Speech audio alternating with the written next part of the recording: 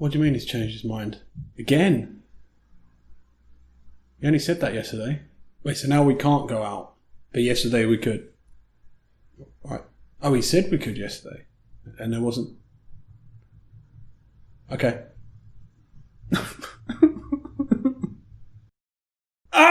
Hello, and welcome to the first ever episode of my 5-step guides.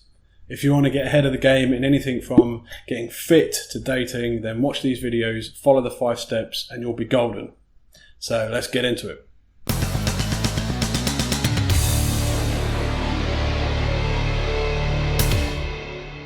Let's be honest, 2020 was fucking shit. But if there's one good thing to come out of it, it's the use of the word lockdown. One of the most used words in the English language. It's a brute word, it's a strong word, and it made everyone come together in early 2020. But locking down your country isn't easy, and there's only a handful of people that have managed to do it well. So here's my 5-step guide to locking down your country. Here we go. Tell everyone you're not going to lock down the country. It's important to get everybody's hopes up and that you make your U-turn only a day or two later. The population love being told one thing and then another shortly afterwards. It's a proven tactic in getting people to do what you need them to do, especially if there are rules to follow. Here's our own Prime Minister, Boris Johnson, doing this perfectly. But it's not something I've seen within the department. The Prime Minister's been very clear on this. He doesn't want to see another national lockdown. In England, we must therefore go into a national lockdown. So there's step 1. Change your mind over and over and over again. Hold a press conference.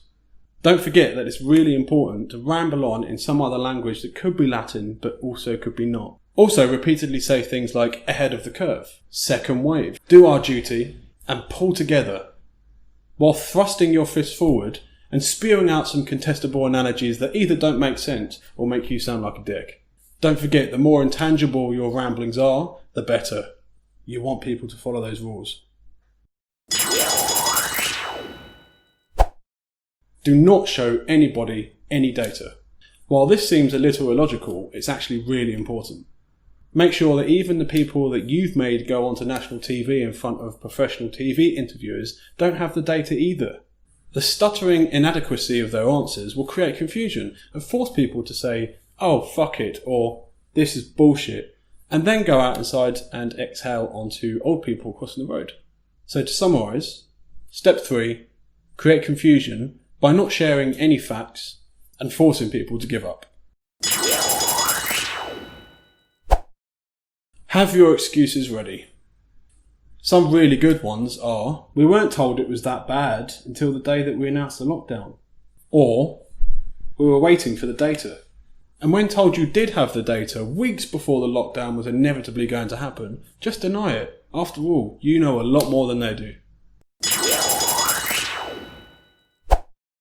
Overpromise on the vaccination programme. This one's a doddle and hardly needs explaining, just like the vaccination programme.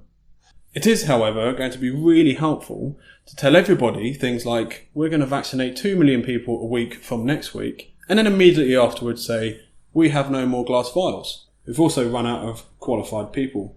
And when asked, and you will inevitably be asked, why this wasn't planned for in the previous 9 months of the pandemic, just say, the situation is unprecedented.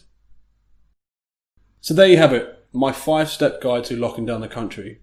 And if you find yourself in the position of locking down the country, now you can follow my steps and do it with ease. Until next time, goodbye.